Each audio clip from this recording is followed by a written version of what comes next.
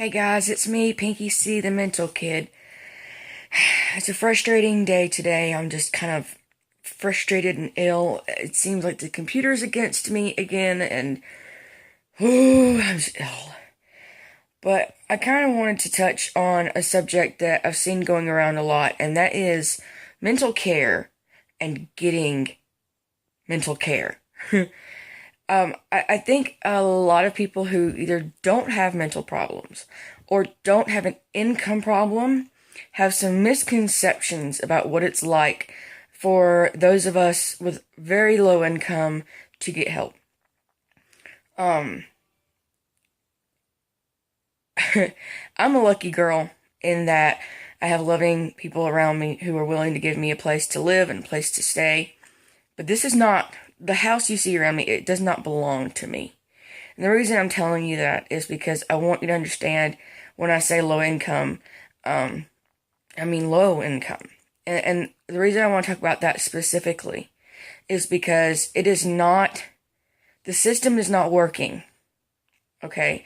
If there are any doctors or government officials ever seeing this or hearing this, or if you know any, get this video to them because this is something that needs to be fixed. Here's the problem you run into.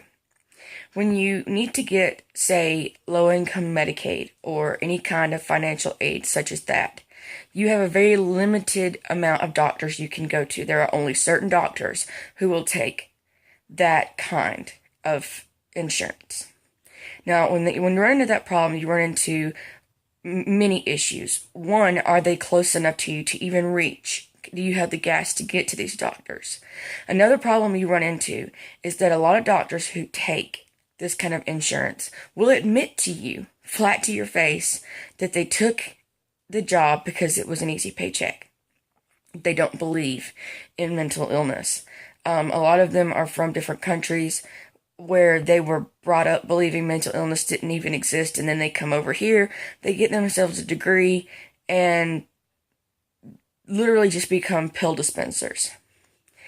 And the problem with that is you'll get to a doctor and you'll finally find a doctor that takes your insurance that you like. Okay, and together, you work together, you find the medicine that works for you, you find the dosage that works for you, and life is going fine. Only Medicaid changes their policies every few months, once a year, something like that. So a policy changes. And boom, that doctor no longer takes your Medicaid. Or they have to move. Or they have to limit what they can do. So you have to find a new doctor. You find a new doctor, and they look at your medication plan, and they go, you said this worked for you? Well, I'm sorry it worked for you because I don't agree with this medicine plan. We're just going to throw that out the window. We're going to try a different one.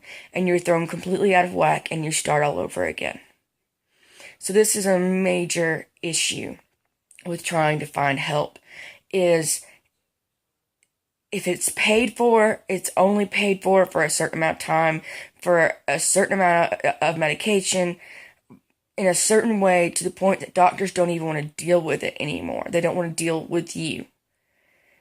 Now, I understand they get some people coming in there who just want crazy meds, and what I mean by crazy meds is not mental meds. I mean, they're wanting an unrealistic amount of medication, or they're wanting the doctor to just give them medication without looking over their files.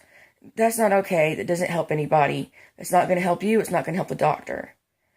But there is a certain amount of give and take that needs to happen between the patient and the doctor at all times. And low-income families just are not getting the access they need to doctors who will do this because the doctors are so overloaded. The ones who take the low-income families, they're so overloaded. They are so frustrated all the time trying to get through the red tape, trying to get everybody taken care of as fast as they can because they've got way too many people to try to take care of. I mean, you're talking, I think there's 2, possibly 3 doctors near me. When I say near me, I mean within an hour's drive, that can see me.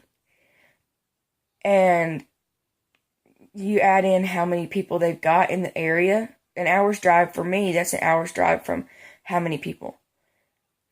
Thousands and thousands and thousands of people. And these thousands and thousands and thousands of people have 3 choices. So these 3 doctors, are way overloaded. Mental care needs to be a right, not a privilege.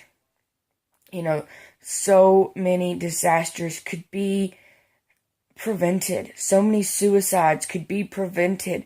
So much heartache, so much pain in this world can be prevented if mental care is given a priority. It is absolutely just as important as any other medical need. So why is it so hard for us to get help? Somebody, please, show us what path we need to take to get this fixed. Because, another issue with doctors and mental in the mental field is we have mental problems. That means most of us have social anxiety. You're expecting us to go into a social interaction, a room packed with 50 people waiting, all of which everyone there has some kind of mental disorder. You have the person who wants to sit right up against you and tell you every problem they've ever had. Only you're the kind of person with social anxiety. So them being beside you has thrown you into an immediate panic attack. You were already in a panic attack because you had to face the lady at the front desk. And now you've got to face the doctor and try to get the doctor to listen to you. These things need to be thought of. There needs to be a workable system here. Help us out. Just help us out. That is my only point. And if you or a loved one or anybody you know are going through this, please leave a thumbs up, leave a comment down below. Let's see if we can get some kind of action going here. Maybe we can, start a petition to get some real help. Because it's needed. It really is. Anyway, that's my last serious video for the day. I'll put up some fun ones tomorrow, you guys. I just had this on my mind.